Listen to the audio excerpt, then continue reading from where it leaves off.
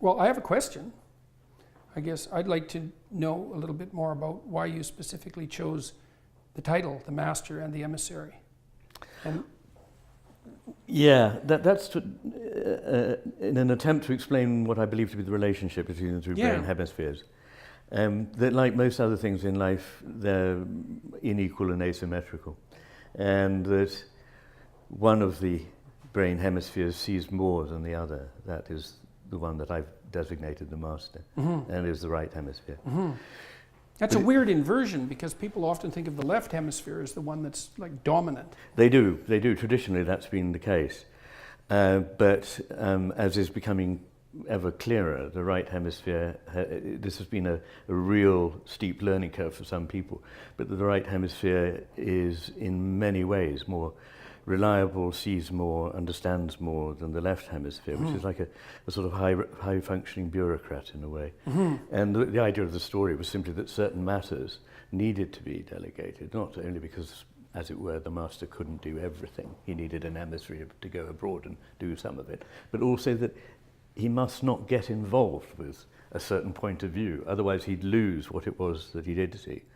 So that's what I'm really saying there, is that there's a good reason why, evolutionarily speaking, the two brain hemispheres are separate. And when you say doesn't get involved, what's the advantage of that detachment from the involvement?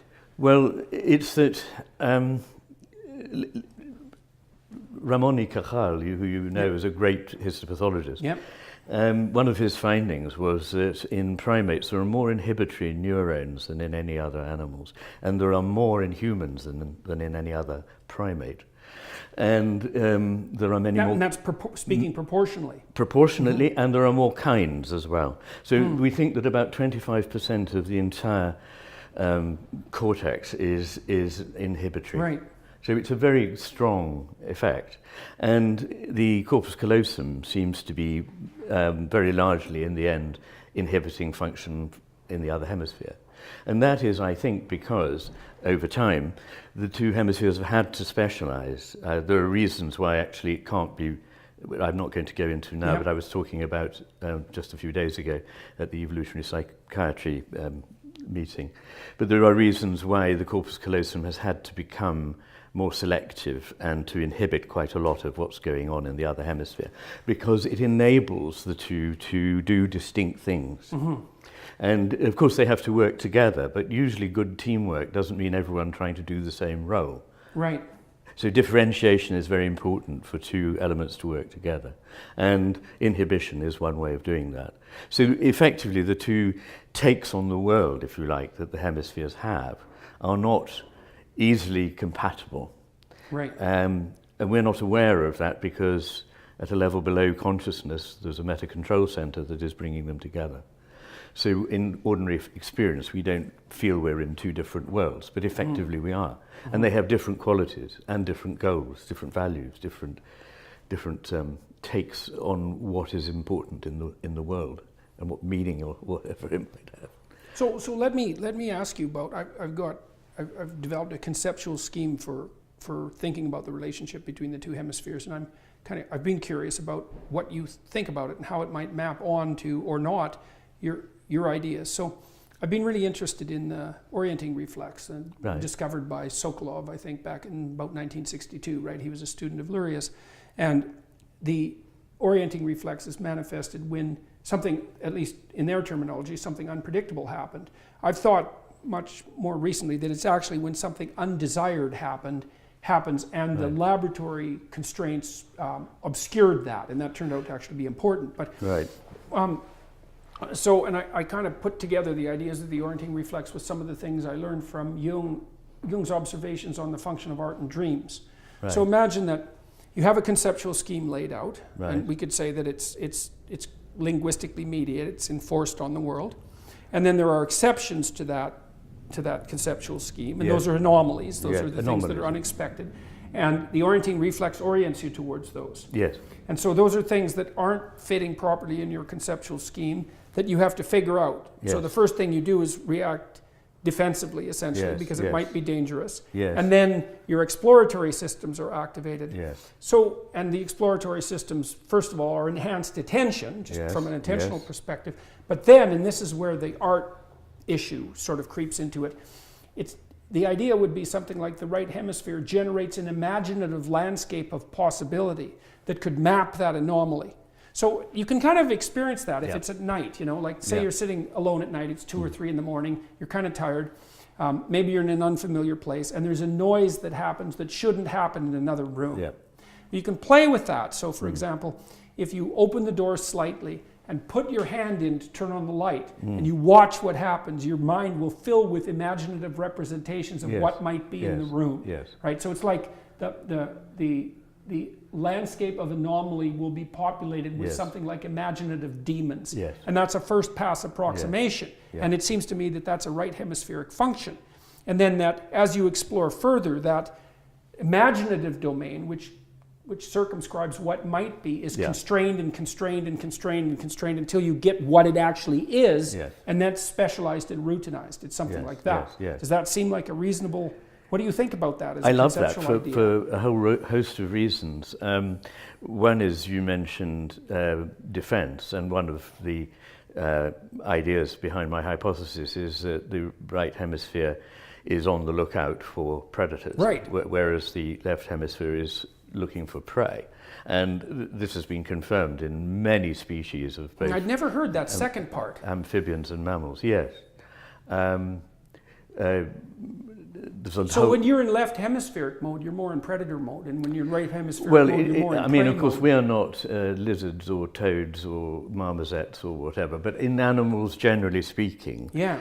this is the case. Getting and grasping, and after all, our left hemisphere is the one that controls Sure, the grasping hand, is left hemisphere, and exploring, which you mentioned, Yeah. is more right hemisphere.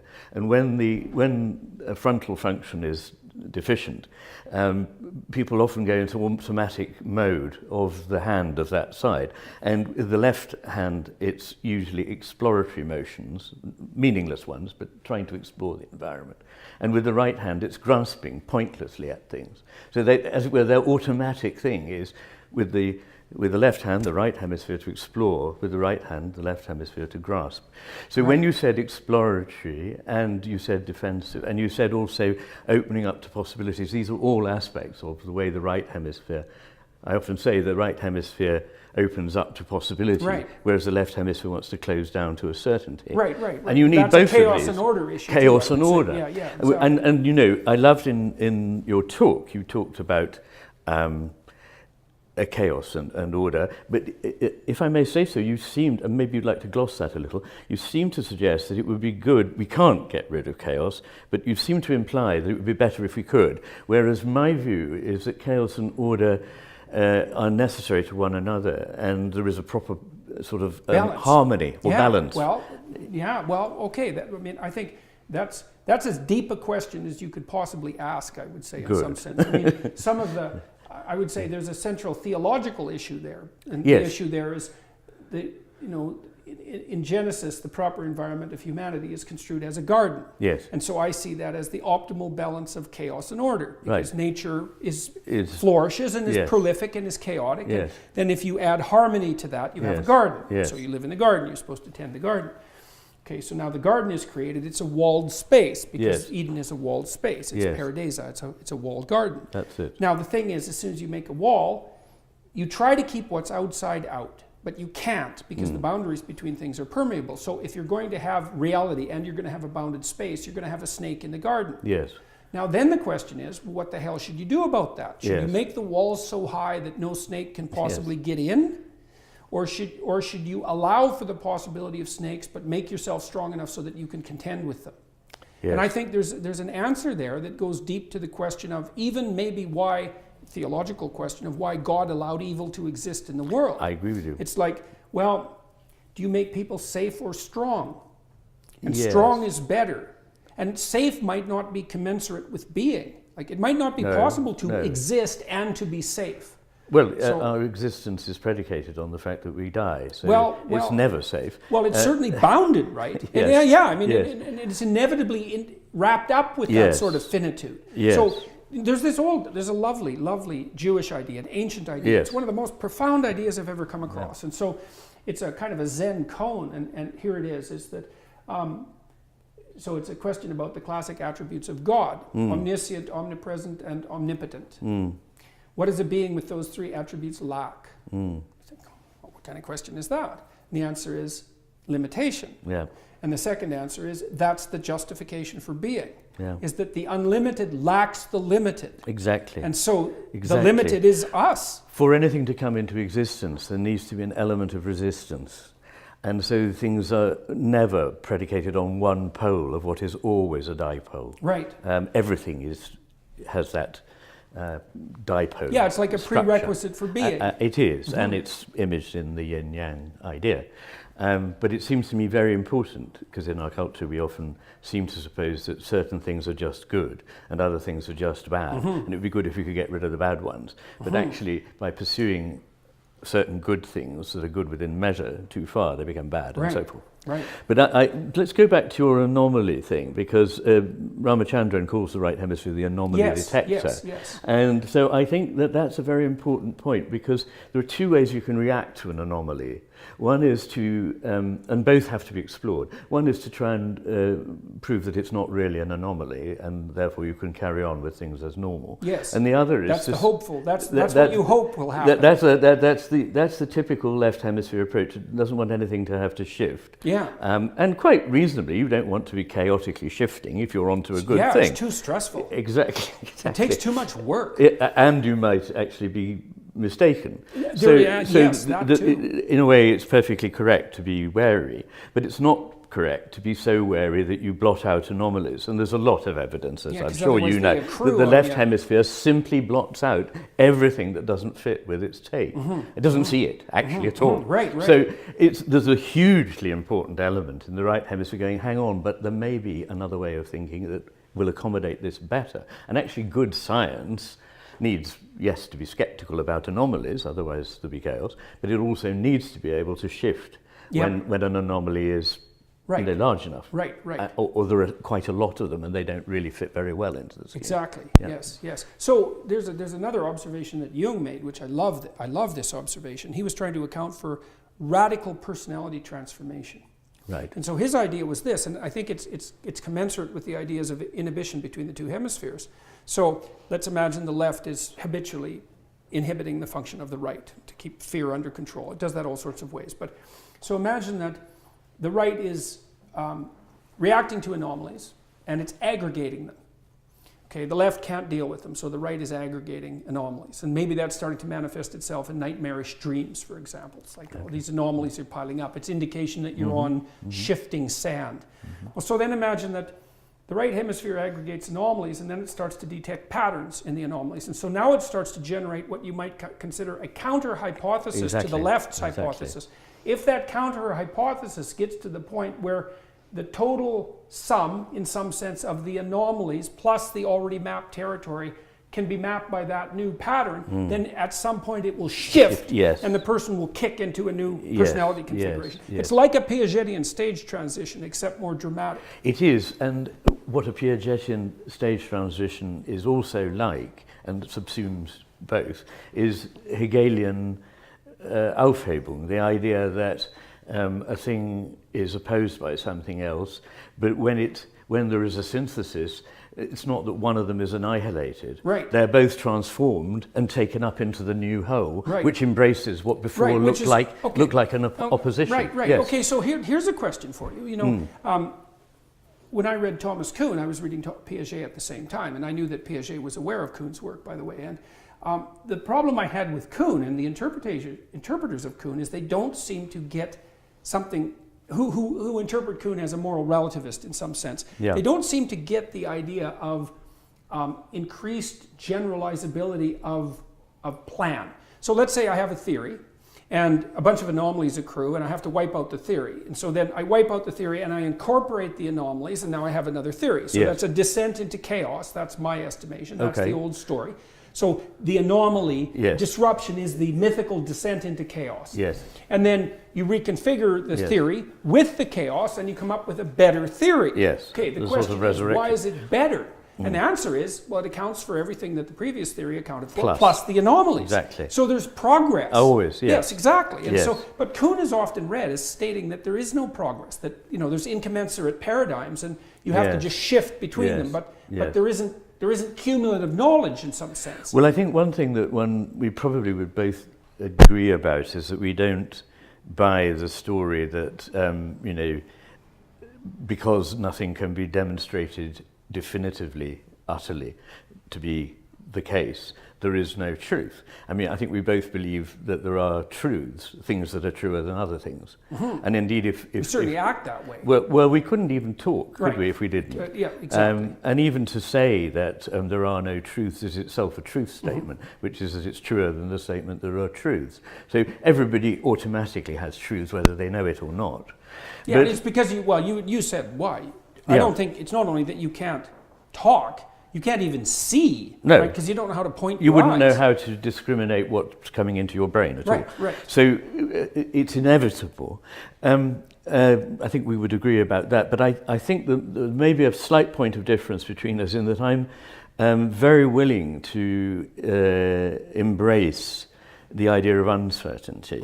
And I may be wrong, perhaps you could expand on that, but sometimes you come across as a man who has certainties that... Well, it's a peculiar kind of certainty. I'm certain that standing on the border between order and chaos is a good idea. Good. And that's a weird Exactly. certainty, eh? Because, Exactly. Yeah. And that's You need to be in the sort of slightly unstable position. Yeah. Yes. You have to be, what would you say? Encountering as much uncertainty as you can voluntarily tolerate. Yes. And I think that's equivalent to Vygotsky's zone of proximal development. I'm and sure I that's also, right. so when we talked a little bit earlier about the idea of an instinct for meaning. Yes. So I think what meaning is, it's the elaborated form of the orienting reflex, but what meaning does, its function, its biological function, which I think is more real in some sense than any other biological function, is to tell you when you're in the place where you've balanced the stability, let's say, of your left hemisphere systems with the exploratory capacity of your right, so that not only are you master of your domain, but you're expanding that domain simultaneously. Yes. And I think that when you're there, and Yes. it's a kind of a metaphysical place Yes. in some Yes. sense, that you're imbued with a sense of meaning and purpose, and that's Yes. an indication that you've Yes. actually optimized your neurological function. Yes, and perhaps we could gloss the idea of purpose, because I think there's a difference between... People get very confused, I think, about the idea of purpose, particularly whether there's a problem that suggesting there is a purpose, and I believe there is a purpose, or there are purposes to the cosmos, not just to my daily life, suggests that somehow it's all been predetermined by God. But this is to misunderstand the nature of time, that there are time static slices and God is there and he's sorted it all out and the whole thing's just unfolding. As Bergson says, like a lady's fan being unfurled. It's extremely boring and an entirely static and non-creative universe. But actually something is at stake. Things are unfolding. They have overall a direction, but actually exactly what that direction is isn't known. That's what it looks like to me. And it's a fool who says anything positive about the nature of God, but I'm not convinced that God is omniscient and omnipotent either. I think God is in the process of becoming. God is not only just becoming, but is becoming, if you see what I mean. Yeah, so being and becoming at the same More time. becoming. I think More that becoming. Becoming is the important thing. Why do you think that? I mean, it's Why do I also think a that? strange segue. I mean, I'm not criticizing, but I'm curious. What drove you to that conclusion? An awful lot of things, really. I think that everything is a process. In fact, I'm writing a book called There Are No Things. Oh, what And- are there instead? There are processes. Yes, And there are patterns. patterns. Yes. That's why I think music is so powerful. Music is one of the most mysterious and wonderful things in the universe. And I don't think it's at all foolish of people to have thought that the planetary motions were in some it's way not like... at all like foolish. No, No, it's a great insight. Kind of music. I think it is a very important insight. Well, but- in music, I've thought, and I've said this in public lectures, that music is the most representative of the arts. because the world is made out of patterns. Yes. And music describes how those patterns should be arranged. You're using representative in a very different way. I know, but yes, I mean, but yes, you know, it yes. depends on what you mean by By representative, and what representative, yes, so it's representing the ultimate reality of the cosmos. Well, So I would that's like to pretty say representative. presentative, in that it's not representing anything. It is actually, when we're in the presence of music, something is coming into being which is at the core of the whole cosmic process. I think that's why people love music. They do, and I mean, there's hardly any originality in the idea, because lots of physicists say this, that the sort of the movements of atoms and the movements of planets and so forth are more like a dance or more like music than they are like things bumping into one another. Right. See, I thought of things as patterns that people have made into tools.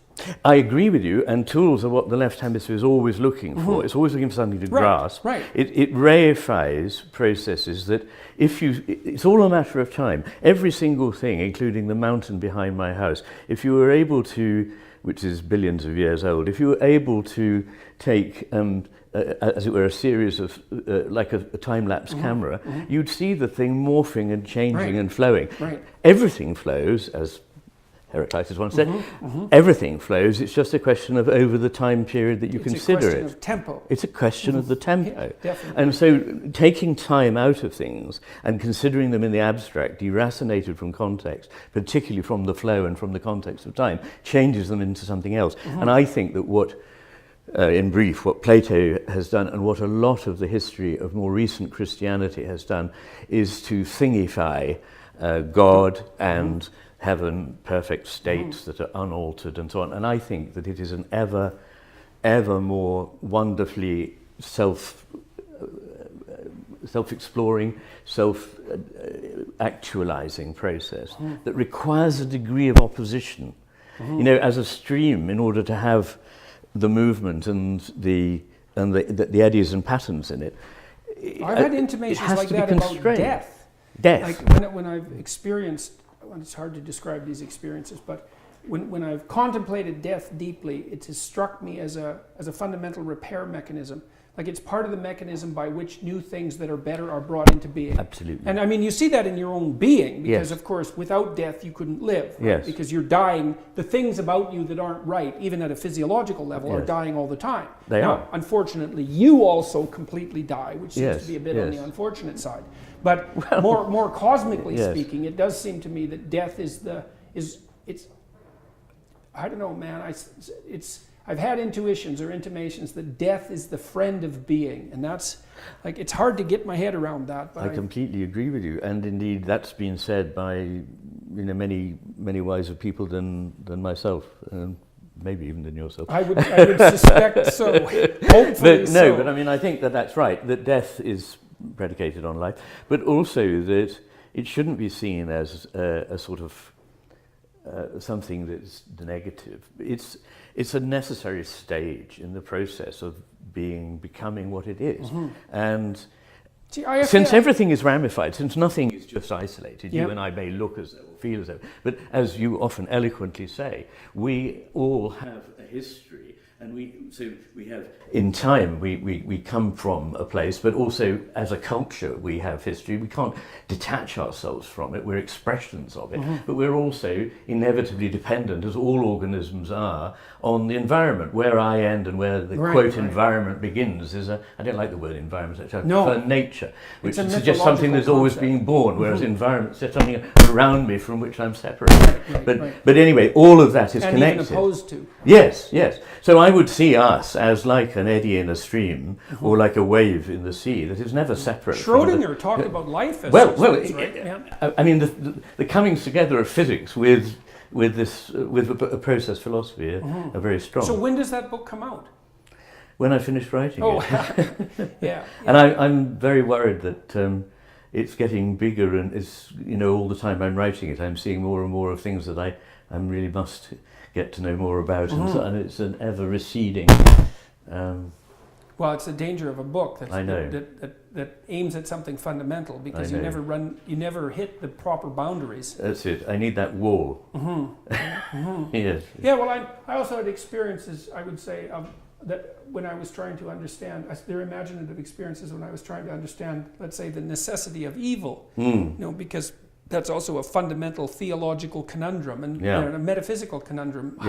Why is it that being is constituted such that evil is allowed to exist? Right? It's Ivan Karamazov's critique of Alyosha's Christianity, essentially. Yeah. What kind of God would allow for this sort of thing? It's the ancient question. Yeah, it's an ancient question. And I mean, part of what I thought, I thought about the adversarial element to that, which is that you need a challenge.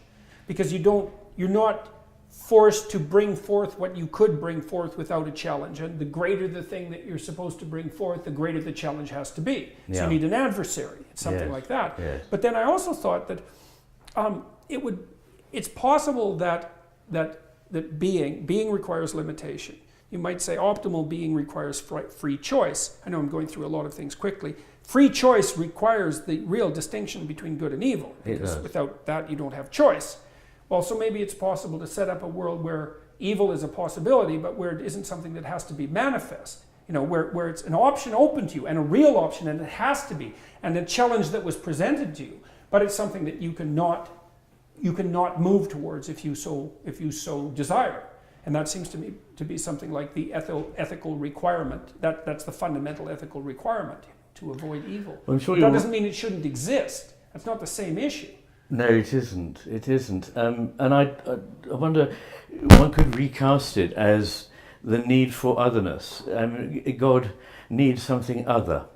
And that other, if it's not going to be just part of God, has got to be free. Otherwise there will be no creation. I mean, the nature that there is something other than God, it may in the end come from and come back to that God, or that divine essence, or that whatever. But there's a wonderful... Yeah, something I can't figure out either. Like in the Christian idea, there's the end of time where the evil is separated from God forever. Yes. And I think about that as a metaphysical... Well, you might think, if it's a form of...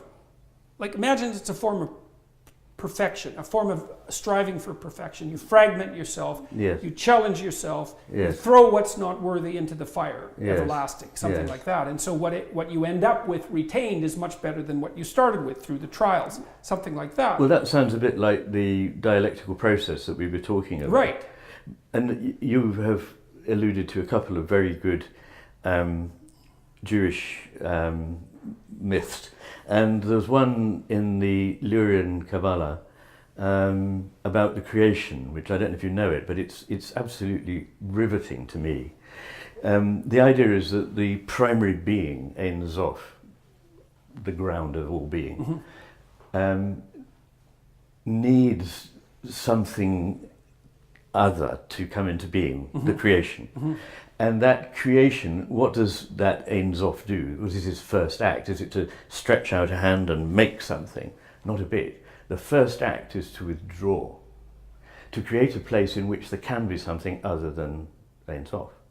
And so the first stage is called Tzimtzum, and sounds negative, as so many creative things do, withdrawal. And then in that space there are vessels, and a spark comes out of Ein Sof and falls into the vessels, and they all shatter. And that's called Shefarat HaKelim, the shattering of the vessels. I've run across that in Jung. Right, yes. Yeah. And then there is the third stage, repair, in which what has just been fragmented is restored into something greater. And so this process carries on. And it's, in my terms, very like what happens with the hemispheres. The right hemisphere is the one that is first accepting. It is sort of actively receptive, if you can put it that way, to whatever is new. You were talking about Elkin and Goldberg and so on. And then whatever that is then sort of processed by the left hemisphere at the next stage into categories. So it's a bit of that, and try to understand it. But of course, whatever it is much bigger than any of the categories. So they all break down, and it gets restored in the right hemisphere into a new whole. The tikkun, the repair.